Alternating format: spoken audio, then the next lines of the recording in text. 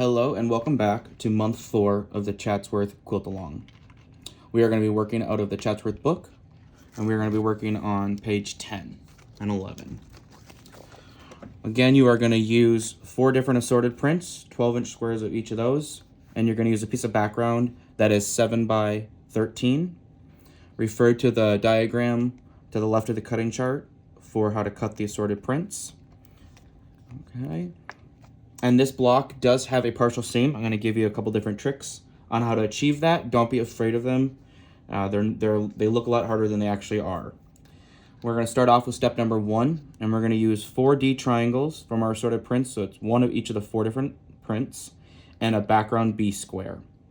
Okay, and we're making a square within a square. So here is my B square. And I like to kind of turn it on point a little bit because really you're not going to sew at an angle. You're going to sew just with the straight seam. So I turn it a little bit on a 45-degree angle so I know how it's going to sew. And so I'm going to position my pieces. I'm going to lay them out how I would like them to be in the final block.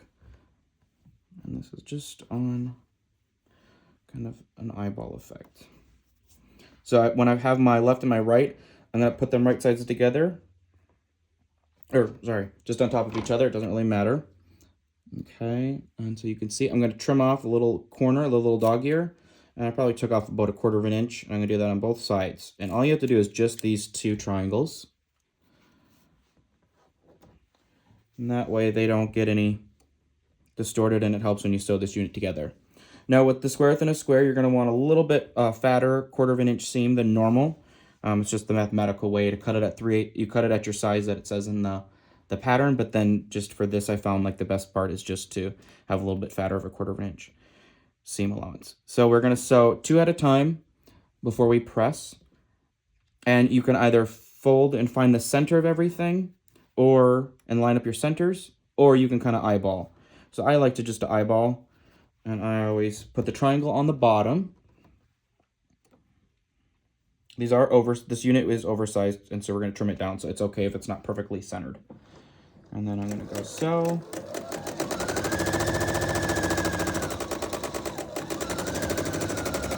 Using 1/4 inch seam, a little bit fatter of a 1/4 inch seam on this unit.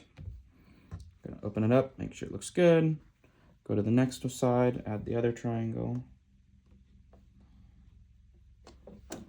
Right sides together.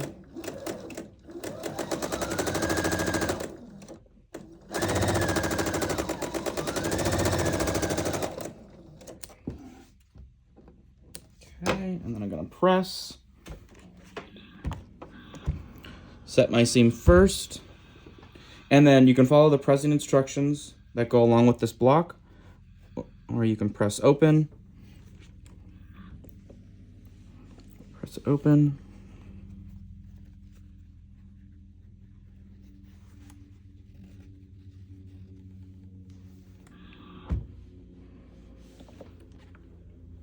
Press to the front. Okay. And then we're going to go ahead and add the other 2 triangles on the top and the bottom. Now these I don't have to worry about trimming off the little dog ears because it's, again, oversized and it's going to come out in the wash and just get trimmed off. But I do like to eyeball them, so I'll line up the edge, make sure that it's somewhat aligned in the middle, and then we're going to sew again with that little bit wider than a 1/4 inch seam.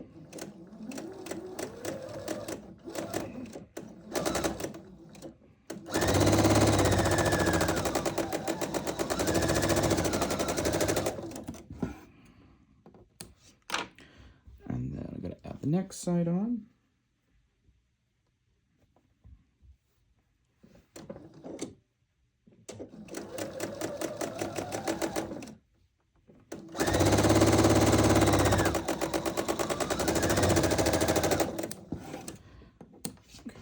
Now you can go ahead and trim the little fabric that extends beyond it, the seam if you want, or it will get trimmed off in the end.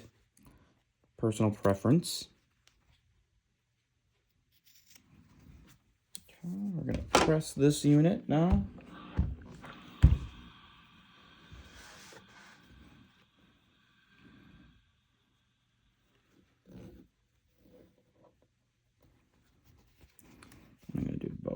at one time. And again, with setting my seam and then finger pressing it open, I find that it just lays a lot nicer, crisper, but also really hot iron. And I do like steam. Steam can sometimes be your worst enemy, but also your best friend. Helps you hide any imperfections or anything that you want to hide as well. So this is our step 1 unit. You're going to go ahead and trim this to the size that it says in the book. And you're going to want to make sure when you trim that you have 1/4 of an inch from your edge. And so when I say that, so here is the trimmed unit, and you're going to want to make sure that you have 1/4 of an inch. So as you can tell, there's a lot more excess fabric on here. It's about 1/8 of an inch extra than you need, which is nice because it kind of gives you that little fudge factor. So after you trim that to the size, that's step 1, unit A. We are going to go ahead and move on to step number 2, which is you're going to make some flying geese. And now this is kind of the same method that I used throughout this pattern and this book. And when you're going ahead and making these flying geese, it's just, I got some tips here that I'll show you. On here, when you look at step number 2, it says down here, sew the seam first, which you're going to sew the left side first, and then you're going to line these corners. And this is the same for both the sides when you go to line it. And you're basically aligning the bottom edges so that all your extras in the middle, because that's really where, when you go to trim them, you want the most excess, because you're going to have enough on the bottom, left and the right and the bottom, but you really want to make sure you have your 1/4 of an inch at the top for your seam allowance. So I'm going to do just the same 2 prints. I'm going to use, again, my D triangles, and I'm going to use an A triangle of my background. And I'm going to start with the left triangle first, and I'm going to align the diagonal edge and the top, okay?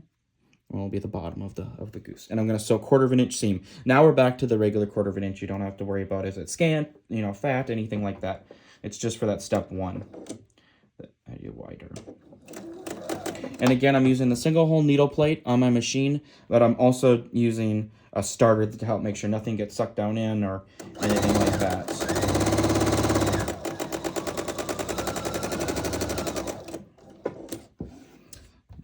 After I sew, quick 1/4 inch seam. As you can tell, there's quite a bit of extra. I'm going to leave that on there. It doesn't matter. We're going to trim it off at the end. And then we're just going to set our seam.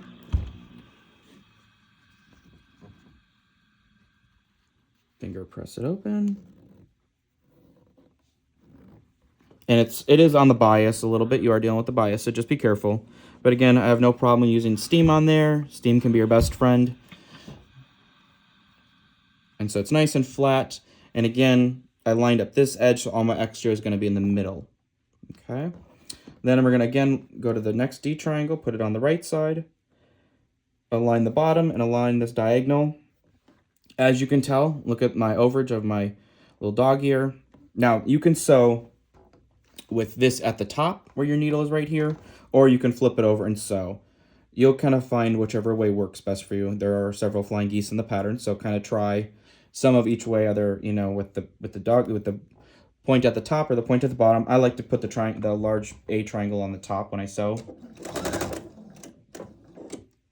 1/4 of an inch seam.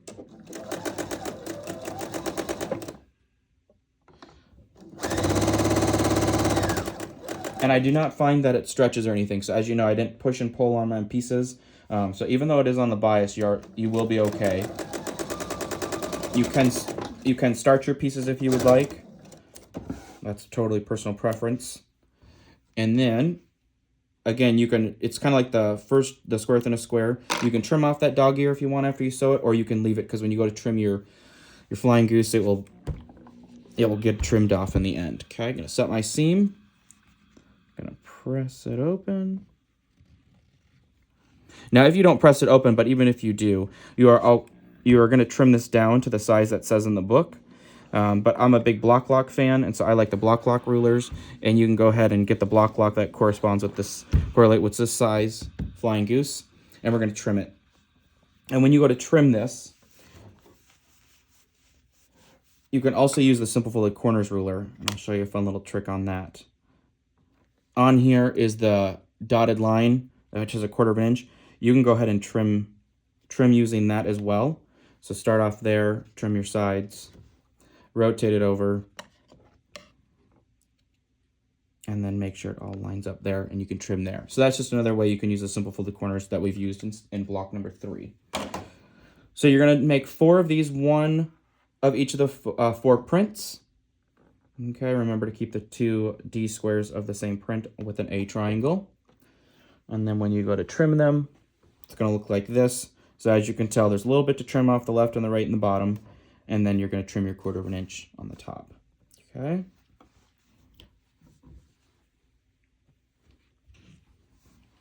So now when I have all of these with each of my 4 sorted prints, I'm going to set them aside with my unit 1. And then we're going to go on to step number 3, which is unit C. And we're going to use our C triangle, which is our background triangle. And then we are going to use a D triangle again. Okay. And you're going to have 1 each of the 4 sorted prints, and then 4 different C triangles. Now, the reason why I did where you have the 2 triangles that are kind of loose versus doing like the method we've used before is because you only need 1 half square triangle of each print, and so that way you didn't waste any fabric on that. This is oversized a lot, so don't worry if your fabric it shifts or you think your half square triangle is not going to come out square. We're going to trim this down. So with right sides together, I'm going to sew that long diagonal edge. Again, I'm going to put the right sides together and line them up as best as I can. Sew 1/4 of an inch seam.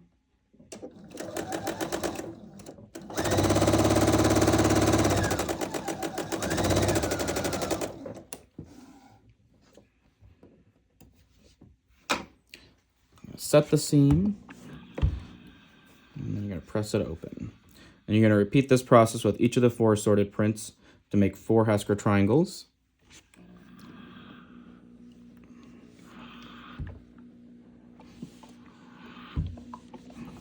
Okay. And then you're going to go ahead and trim this down to the size that it says in the pattern. Okay.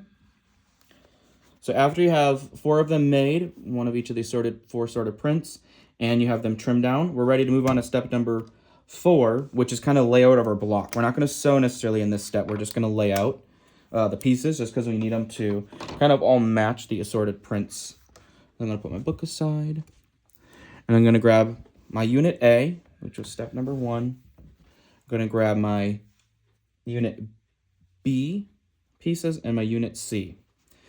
And what you're going to want to do is you're going to pay attention to the layout in the pattern where you're going to have the unit B and the unit C and the unit A. And we're just going to make sure that everything matches in the quadrant of our unit A. So I want to make sure that I put that together there. That one there.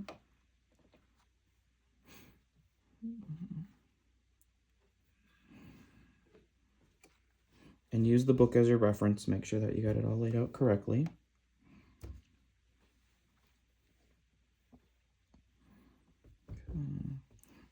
There we go.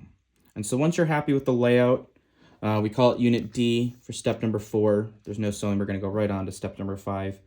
And you're going to make sure that you have it all kind of correspond with the 4 fabrics in each of the 4 corners. Your half square triangles are turned the correct way. And then we are going to go ahead and we're going to sew in step number 3 the unit B and C together. That's going to be the one part of step 4 that we're going to stitch. So we're going to do that right now. 1/4 inch seam.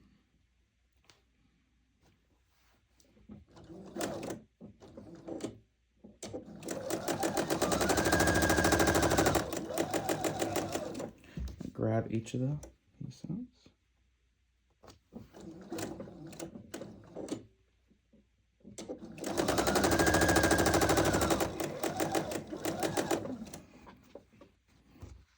And I'm just grabbing them as you can see around the block, around the unit. I know I got them all paired up correctly, and so then I'm just going to chain piece them all.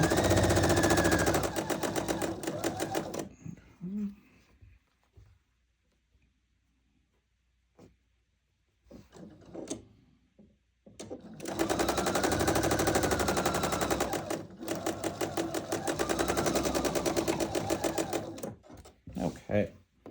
Trim them apart, and now we're going to go ahead and then press them with the iron.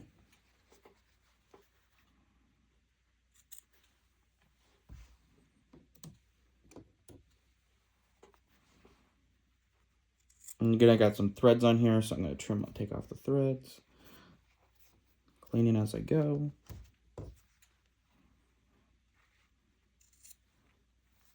Okay, so I'm going to press.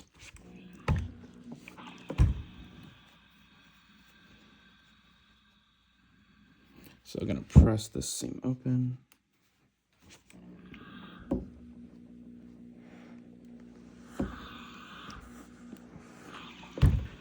Okay, and then I'm going to relay it back out as I go.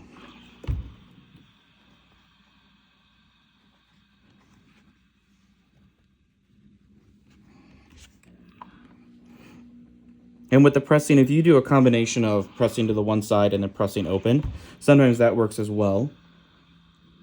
Some people like to, so when they sew their units, press to the side and then not press open, but then when you go to sew your block together, to alleviate some of the bulk, you can press those seams open. Really, it's kind of whatever works for you. And I always say, it's not wrong, just be consistent and continue doing it with all the blocks or all the units.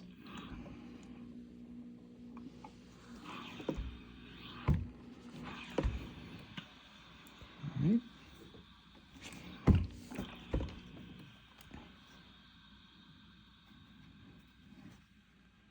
Last one here.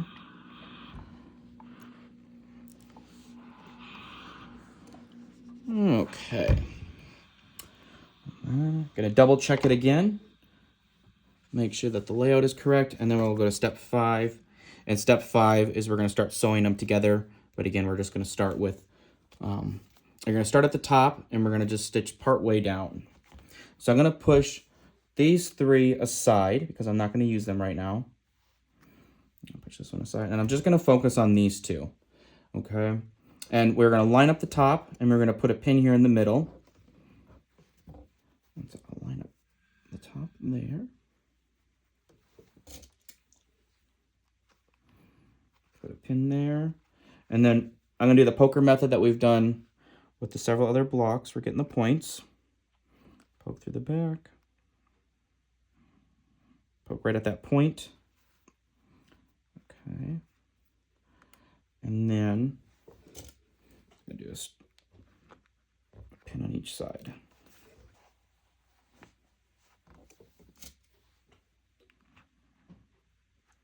Okay. Take that pin out, and then we're just gonna sew probably about halfway through this unit, so basically about an inch and a quarter before the end.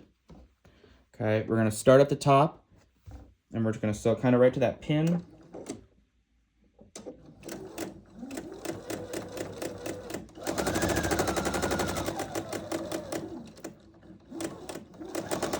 And once I get to that pin, I'm gonna end with my needle down, and I'm going to raise my presser foot a little bit, and I'm gonna turn the unit 90 degrees.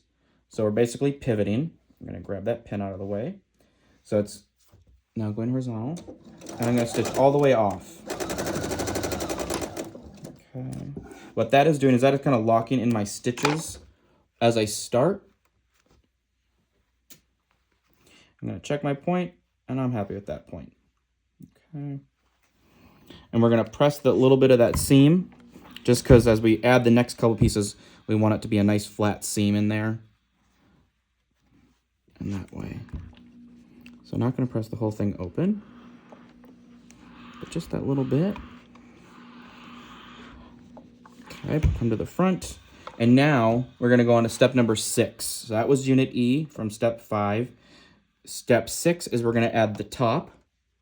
And as you can tell, you're starting to get have everything placed correctly when all your colors match and all your assorted prints. And then we're gonna add the top, and we're gonna add the left to create the unit as well. Now, the only nice part is that we don't have to do any more partial seams. We're not gonna have to worry about that till the end. So now this seam is gonna be a full seam. We're gonna start all the way off the top and all the way and run right off the end. Okay.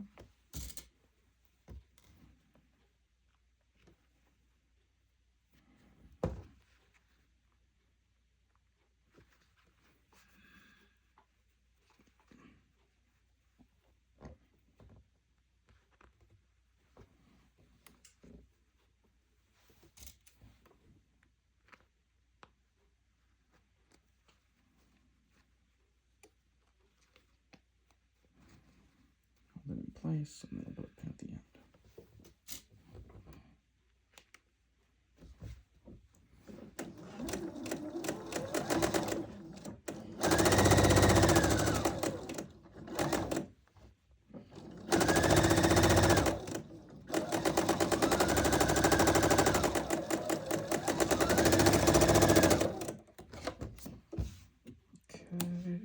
Check our point to see how we did with our middle unit and our end. Good there and good there. Okay, so now we're gonna set that seam, press it open.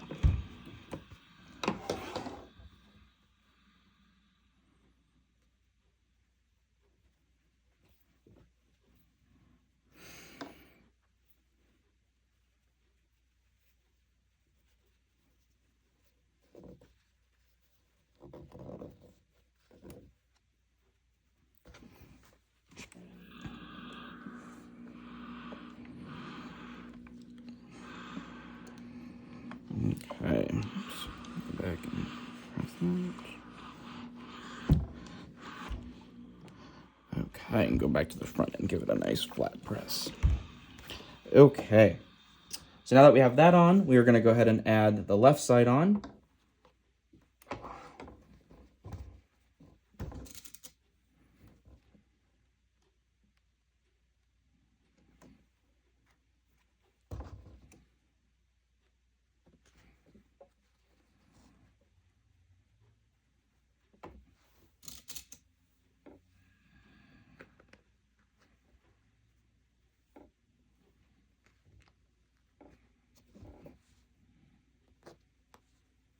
It's fun to see when you're doing a partial seam, the block kind of takes shape as you're working on it.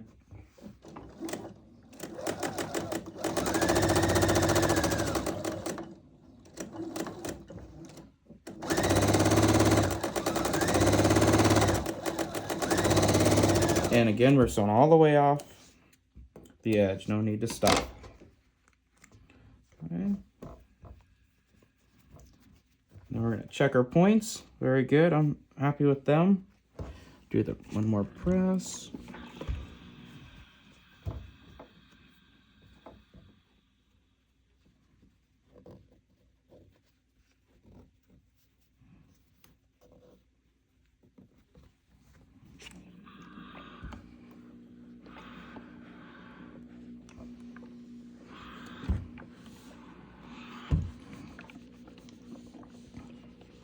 Okay, so now we are at step number 7, which is adding our last unit D to the block, and we're going to close off the partial seam.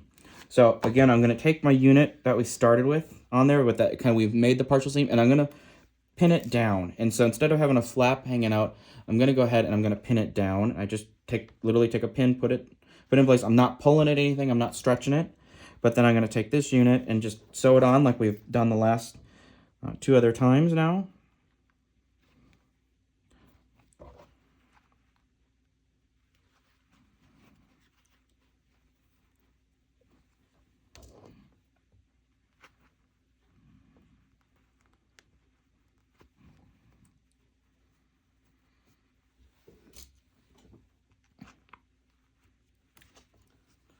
The bottom.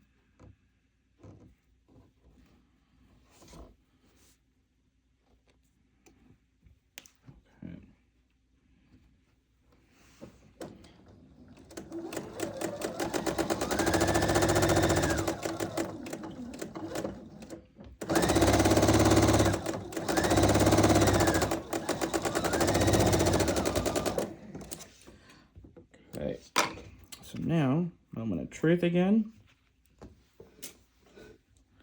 Checker point, very good. I'm happy with them. We're going to set the seam.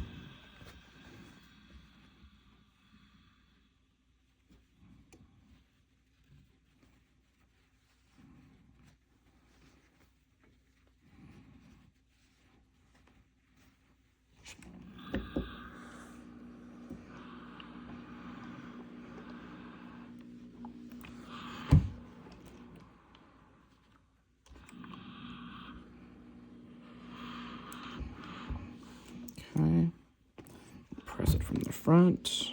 Perfect. Okay, Now we are able to unpin that first unit, and we're going to finish off the seam.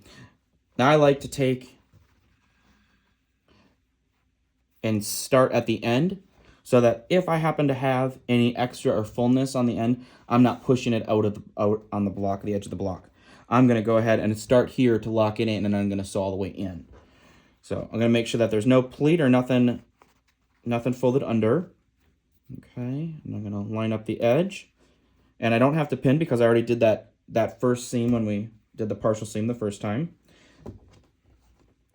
I'll line up my outer edge, sew my 1/4 inch seam. And I'm going to sew all the way. And I'm going to go over where I did my partial seam of pivot and turn. Okay. I'm going to sew down, needle down again, turn 90 degrees, and sew all the way off. Okay. So I have both of them where I pivoted.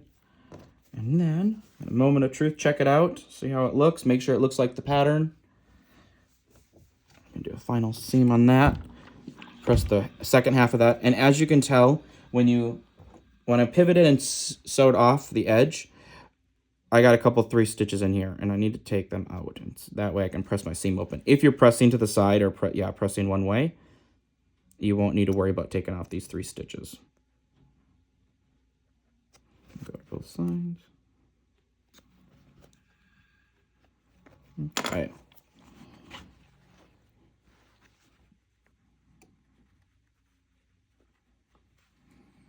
Press that out.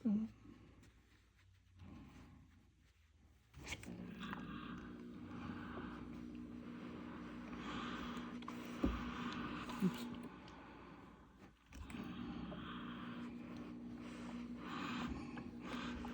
Okay, I'm happy with that. I'm going to give it one more final press.